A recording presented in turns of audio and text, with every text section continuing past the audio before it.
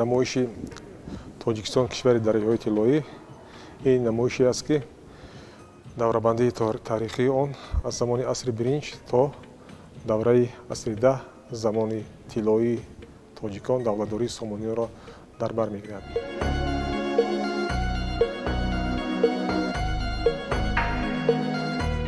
албатта аввалин ёдгорӣ ё худ бозёфте, ки деҳшаҳри Саразро муаррифӣ мекунад, ин табари биринҷӣ аст, ки соли 1976 аз ҷониби Ашуралӣ Тайломов пайдо шудааст ва имрӯз дар ин намоишгоҳ мо ба маърази тамошо гузошта шудааст.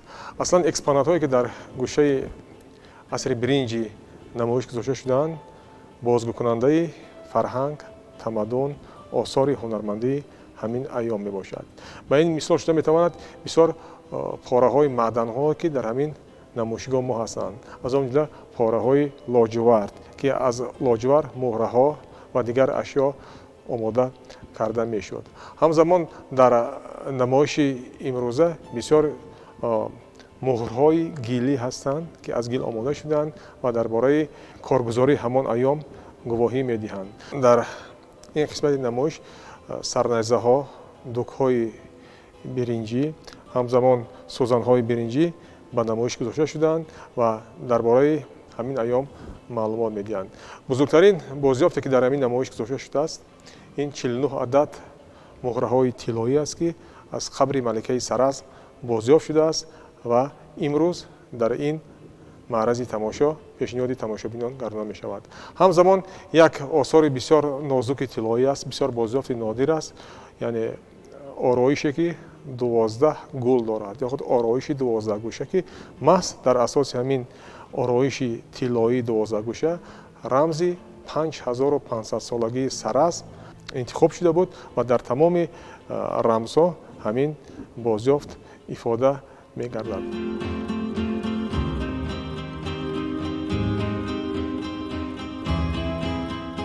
дар ин гӯшаи намоишӣ боз гузошта шудааст косае, ки аз санги мармар омода шудааст ва дар бораи ҳунари аҷдодони мо дар аҳди биринҷ гувоҳӣ медиҳад.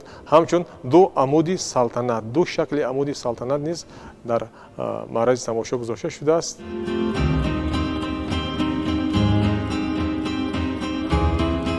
бозёфтҳо, ки мансуб ба охири асри биринҷ ҳастанд, инҳо ҳастанд табарҳои сангӣ, ки аз лучоби шаҳри Душанбе пайдо шуданд ва дар ин намоиш ба маърази тамошо гузошта шудаанд. Ҳамзамон бисёр бутакҳо, осори гилӣ ё худ терракотаҳо дар намоиш гузошта шудаанд. Ин ҳам бошад пеш аз ҳама дар бораи эътиқодоти одамони ҳамон давра, яъне охири асри биринҷ гувоҳӣ медиҳад, ки яке аз Тандуриёл ва дигаре аз дашти Қозӣ, яъне Панҷакен пайдо шуданд. Ҳамзамон бисёр як ёдгории нодире, ки дар намоиши имрӯза пешниҳоди тамошобинон мегарданд, ин ҷузъҳои тахт аст.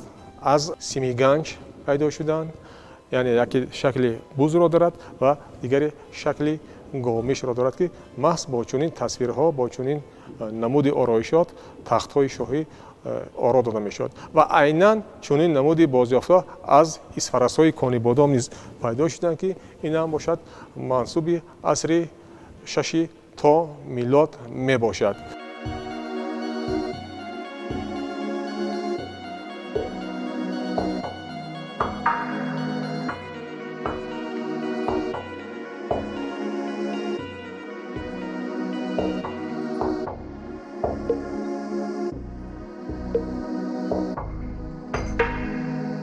давраи дигар маҳз бахшида шуданд ба бозёфтҳои давлатдории ҳахоманишо ва пеш аз ҳама ҳаминро таъкид кардан дар кор аст, ки ин давра бо اعلامیه کوروش کبیر فرق میکند و در نمایش امروزه ما نسخه اعلامیه کوروش کبیر به معرض تماشا گذاشته شده است که این اعلامیه نسخه اصل است.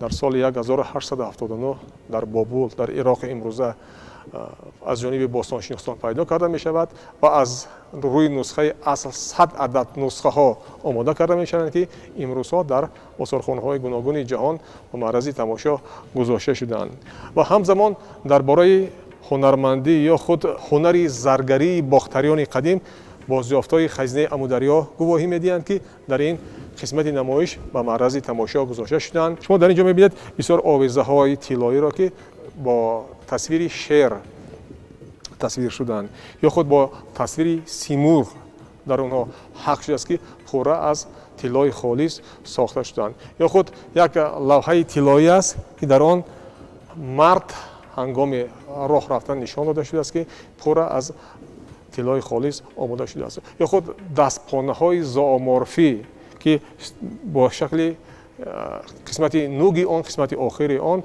در شکل سری مار ساخته شده است که یعنی طبق مفکوره اون دوره صاحب همین دستپانه عقل تیز و هوش و با ادراک باشد با همین مضمون ظرف‌های زومورفی یا خود آرایشات زومورفی آرا داده میشد.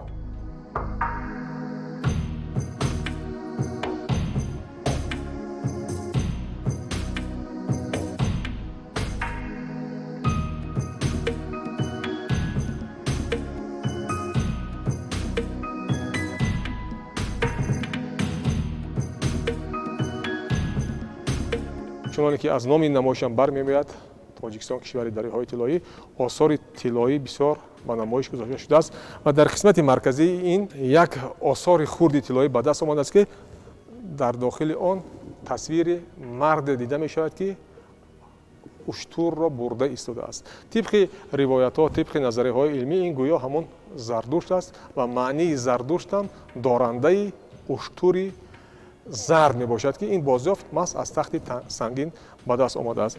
همزمان در اینجا بسیار آثار طلایی دیگر از آن جمله رشته های طلایی ورقه های طلایی به دست آمدند که با چنین رشته های طلایی گلدوزی های طلایی به انجام رسانده می شد و نمونه گلدوزی هم که از تخت سنگین بازیافت شده است در همین نمایشگاه جای خود را پیدا کرده است.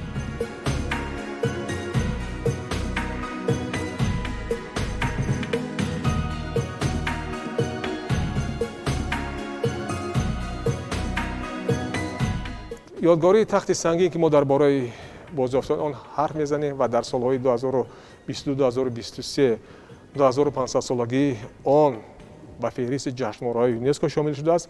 البته این سنه بیهوده نیست زیرا که در برابر دیگر آثار به دست آمده آثاری که از استخوان فیل از عاج آماده شده است و از تخت سنگین بازیافت شده است در همین نمایش دیده می شود. در همین نمایش تاجیکستان کشور دریاهای طلایی 18 یادگاری هست که از استخوان فیل ساخته شدند. دسته های کاردست در اینجا غلاف های شمشیر هست که با تصویرها با نقش ها آرا داده شدند. مثلا تصویری هست در شکل کنتاور یعنی مخلوقی که تا نصف انسان است و تا نصف دیگر به یگام جانور دیگر شباهت دارد. غیر از این در غلاف شمشیر دیده می شود که از عاج استخوان فیل آماده شده است و در خود همین غلاف که محض برای سلاح جنگی اکینک آماده شده است تصویری شیر دیده می شود که صید خود را شکار نموده ایستاده است. بسیار دسته های کار هستند که در آن مجسمه ها تصویری مجسمه هرکل و سیلین دیده می شود رقم 18. همزمان از تخت سنگین بسیار هیکل ها مجسمه ها به دست آمدند که امروز در این نمایشگاه ما به معرض تماشا گذاشته شدند. از آن جمله دو هیکل یا خود دو نیم پیکره که در نمایش ما است و از گیل آماده شده است. یکی تصویر مرد یونانی است و دیگر تصویر حاکم باختری. البته از روی کدام نشانه ها منسوبیت داشتن به باختریان یا به یونانیان در اینجا فرق می‌کند. پیش از همه چهره مرد یونانی طریق اروپایی آرایش داده شده است و در سر دیادم دارد. مرد باختری باشد در سر یک تک دارد و ریشی غولی سیاه و روی دراز دارد که اینم از همان бозёфт аз тахти сангин аст. ҳамзамон дар намоиши мо бисёр як ёдгории нодири дигар ба чашм мерасад, ба маърази тамошо гузошта шудааст. ин ҳам бошад дастаи шамшер ки бо чеҳраи Искандари Мақдунӣ ороста шудааст. яъне як намуди силоҳи маросимӣ ҳаст мухайра ки дастаи он чунин тасвир дошт. дар он сари Искандари Мақдунӣ ки аз устухони фил аз оҷ сохта шудааст дида мешавад ва инам яке аз ёдгории бисёр нодир ба шумор меравад. тибқи ривоятҳо ин олиҳаи юнонӣ кора мебошад. яъне олиҳае ё худ зане ки доимо тибқи ривоятҳо ҷавон мемонад. аммо маҳсулот гиле ки дар он истифода шудааст албатта аз маводе ки аз хоки бохтари қадим гирифта шудааст омода шудааст ва инро таҳқиқоти рентгенӣ низ исбот намудааст.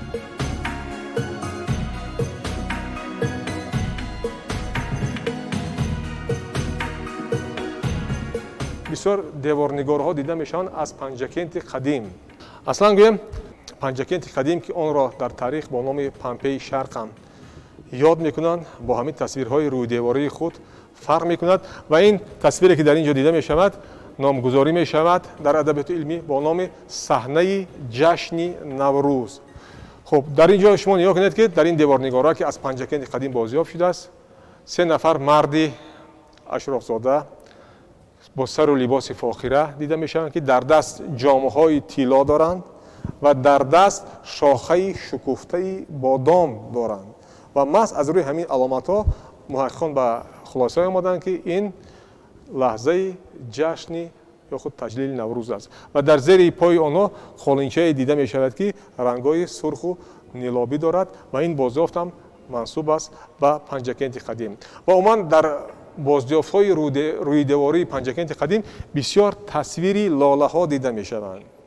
масалан чунин тасвири лола дар соли 1960 ҳам пайдо шуда буд, дар соли 2002 ҳам пайдо шуда буд, дар соли 2012 ҳам низ аз ҳамин панҷакенти қадим ба даст омад. албатта лола ин рамзи эҳёи табиат аст, зиндашавии табиат аст ки бештар бо чунин рамзи лола қисмати поёнии хонаҳо манзилҳо оро дода мешуд ба хотири оне ки бошандагон сокинони ҳамин хона доимо сарсабз хуррам тандуруст бошанд. яъне як маънии рамзиро низ ифода мекунад. боз ҳам ҳастанд тасвирҳо аз панҷакенти қадим, тасвирҳои рӯйдеворӣ. деворнигор аст бо тасвири олиҳаи чордаста ва як нуқта ногуфта намонад ки сирри он рангҳое ки ҳангоми навиштани ҳамин тасвирҳо истифода шудааст, яъне ҳамин рангҳо чӣ гуна дар таркибаш чӣ гуна то ҳозир ба мо пурра маълум нест ва бо вуҷуди 1200 сол 1300 сол ин аксҳо ин тасвирҳои рӯйдеворӣ то мо омада расидаанд. бисёр ёдгории нодире ки аз панҷакенти қадим ба даст омадааст ин саҳнаи шикор номгузорӣ шудааст. шумо дар ин ҷо мебинед ки марди савораро ки дар миён шамшер дорад, пойҳои аспаш намоён аст ва саги тозӣ ё худ саги шикорие ки ҳангоми шикор аз он шикорчиён истифода мебурданд. ин бисёр маънии чуқур дорад ки зеро дар шарқ низ чунин навъи шикор дар аҳди қадим дар асрҳои 6 ва 7 милодӣ роиҷ будааст ва шоҳиди ин гуфтаҳо албатта тасвирҳои рӯйдевории панҷакенти қадим мебошад. бозёфти дигаре ки дар намоиш гузошта шудааст ин каритиада ё худ тасвири раққосадухтар мебошад ки бевосита аз панҷакенти қадим пайдо шудааст ва мансуб аст ба асрҳои 7-8 милодӣ. шумо дар ин ҷо мебинед ки раққосадухтар ки бо ороишоти тиллоӣ худро зиннат додааст, гӯшворҳояш намоён аст, либосҳои бисёр ҳарир дорад ки чинҳои он ба назар мерасад, дар миёнаш камарбанд дорад. аммо бо сабабе ки панҷакенти қадим дар замони ҳуҷуми арабҳо ба коми оташ фурӯ меравад, ин ёдгориҳо дар шакли нимсӯхта то рӯзгори мо омада расиданд ва ин албатта яке аз ёдгорӣ аст ки бисёр муҳим аст. ҳамзамон ин маҳсули ҳунари суғдиёни қадим аст ва дар намоиши имрӯза навиштаҷотҳо бо хати суғдӣ низ дида мешаванд, ки ин навиштаҷотҳо дар санг ва дар устухон навишта нигошта шудаанд.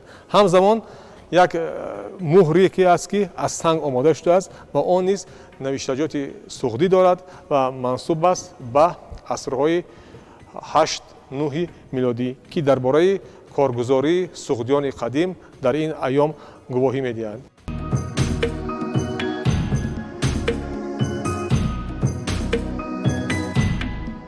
боздиёфтҳои ки дар намоиши мо ҷойгоҳи хосаи худро доранд, ин деворнигорҳо ҳастанд, ки аз бунҷикати қадим ба даст омаданд.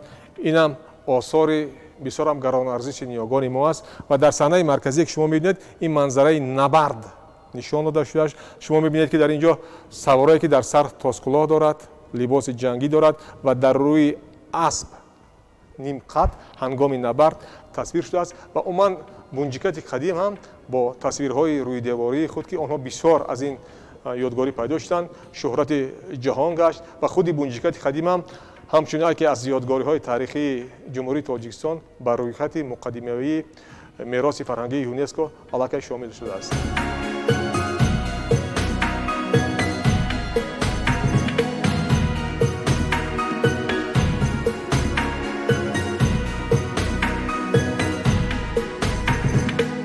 дар бораи эътиқодҳои динии ниёгони тоҷикон албатта боздиёфтҳо аз кӯҳи сурх, ки аз ноҳияи айнӣ ба даст омадан, гувоҳӣ медиҳанд. Яъне дар ин ҷо муҷассамаи рамзии Митро Ахурро дида мешавад. Тоҷе ки дар сари он аст, шакли офтобро дорад ва ин тоҷ имрӯз рамзи осорхонаи бостоншиносии Тоҷикистон аст. Ҳамзамон кавкаба, дастпона, меҳроб ва музеи Митро Ахурро низ ҳамагӣ ба пуррагӣ аз ҳамин ёдгории кӯҳи сурх аз ноҳияи айнӣ ба даст омаданд. Ҳамзамон ва мансуб ҳастанд ба асрҳои 7-8 ва дигар осоре ки дар намоиши мо аст, ин тасвири рамзии биринҷии шоҳи суғд аст. Шумо дар ин тасвир марди савораро мебинед, ки дар сар тоҷ дорад ва дар болои тоҷ мурғи ҳумо, мурғи бахт дида мешавад, ки дар минқори он як барги сабз гирифта шудааст. Ҳамзамон дар гӯши ин савораи рамзӣ дида мешавад гӯшворое, ки аз сангҳои қиматбаҳо ороста шуданд ва дар даст амуди салтанат нишонаи ҳокимиятро дорад. Аз ин хотир тавассути чунин нишонаҳо, ки дар ин ёдгорӣ дида мешавад, ақида аст, ки ин шояд шоҳи суғдӣ бошад ё худ ба таври мушаххас ҳокими панҷакенди қадим Девачич бошад ва маҳсулоте ки маводе ки аз он ин ёдгорӣ омода шудааст, ин биринҷӣ мебошад, ки инам мансуб аст ба асрҳои 8-9 милодӣ ва бисёр ёдгории нодири намоиши Тоҷикистон, кишвари дарёҳои тиллоӣ аст.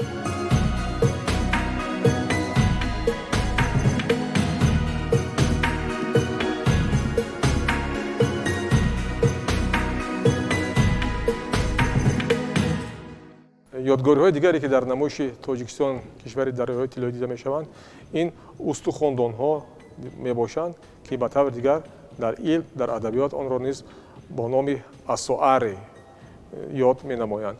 Ин мансуб аст ба фарҳанги тоисломӣ, ки аслан муносиб аст ба таомулу анъанаҳои зардуштиён. Вақте ки шахс вафот мекард, ҷисми вайро берун аз шаҳр мегузоштанд ба хӯриши паррандагон ва пас устухонҳоро ҷамъ оварда дар дохили чунин устухондонҳо мемонданд ва онҳоро устухондонҳоро дар дохили дахмаҳо ҷой мекарданд. Якчанд намуди устухондонҳо дида мешавад. асоара дида мешавад, ки яке аз Мухтепа пайдо шудааст ва дигаре аз Ҳисор, ки дар ин намоиши мо дида мешаванд.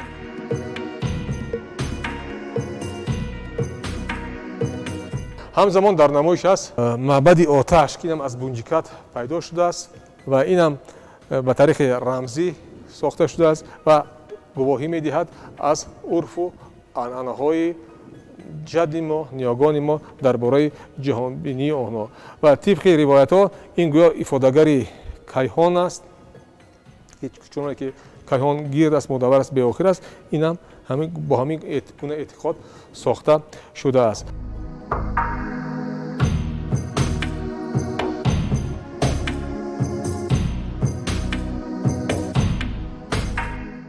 бисёр ёдгориҳое ки имрӯз ба маърази тамошо гузошта шуданд аз дайри будои аҷинатепа бозёфт шуданд ва аҷинатепаам як ёдгории бисёр машҳури тоҷикистон аст ки барои шомил шудан ба рӯйхати муқаддимавии мероси фарҳангии юнеско аллакай шомил шудааст ва дар ин ё шумо мебинед чеҳраҳои буд доро ки аз ҳамин ёдгорӣ ба даст омадааст ва ҳамчунин як чароғе дида мешавад, чароғи биринҷӣ ки дар он тасвири буддо ҳаккокӣ шудааст ва инам ёдгории бисёр нодир аст.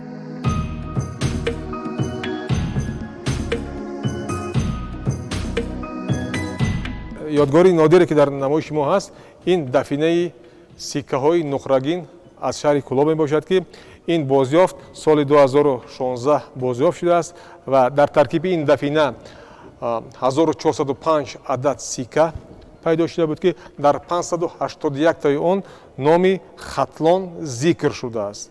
Ин маънои онро дорад ки дар худи хатлон ҳам дар ҳамин айём заробхона ё худ сиккахона вуҷуд дост ва ин як кашфиёти тоза аст дар илм. Ҳамзамон сиккаҳои тиллоие ки дар он номи рашт навишта шудааст ва мансуби давлатдории Сомониён аст, дар ин намоишгоҳ дида мешаванд. Ва албатта дар бораи қурби сиккаҳои Сомонӣ ҳаминро гуфтан дар кор аст ки дар асрҳои 9-10 ин ҳамчун роли асъори хориҷиро дар муомилоти пулии байни кишварҳо ба анҷом мерасониданд.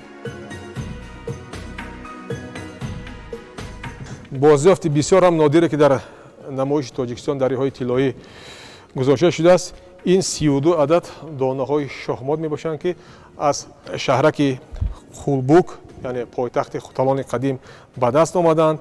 шоҳмотҳо аз устухони фил, яъне аз оҷ омода шуданд ва дар бораи рушди бозиҳои зеҳнии тоҷикон дар асрҳои 9-10 гувоҳӣ медиҳад. ҳамзамон дар ин намоиш гузошта шуданд 5 адад муҳраҳое ки барои бозии нард истифода мешуд ва макони бозёфти онҳо ҳам ин Хулбуки асримонагӣ аст ки ин яке аз ёдгории бисёр ҳам машҳури ҷумҳурии Тоҷикистон аст.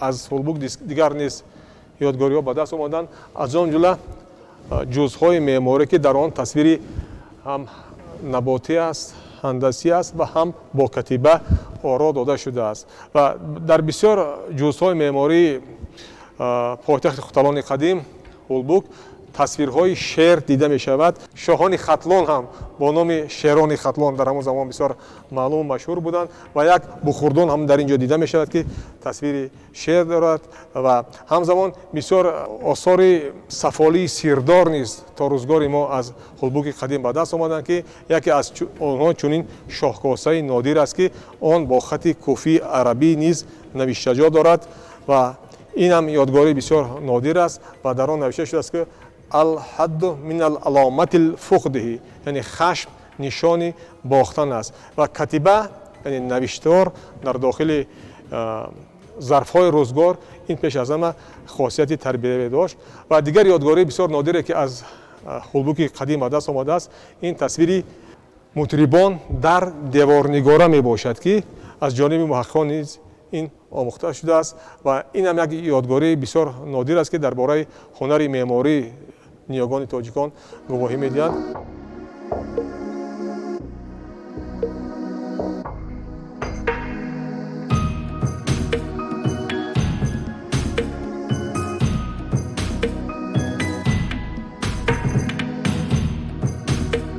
ва умуман дар намоиши Тоҷикистон кишвари дарёҳои тиллоӣ ки имрӯз дар осорхонаи миллии Тоҷикистон фаъол аст, ба миқдори 271 адад ёдгориҳои таърихӣ ба маърази тамошо гузошта шуданд ки тамоми ин ёдгориҳо бевосита аз қаламрави Тоҷикистон ба даст омаданд ва хосияти дигари намоиш дар он аст ки дар он бисёр бозёфтҳое ҳастанд ки макони бозёфти онҳо барои шомил шудан ба мероси умумиҷаҳонии фарҳангии ЮНЕСКО ба рӯйхати муқаддимавӣ шомил шуданд. ин бозёфтҳо ҳастанд аз Панҷакенти қадим, аз Бунҷикати қадим, аз дайри будои аҷинатепа, аз Хулбук ва дигар ёдгориҳои Тоҷикистон.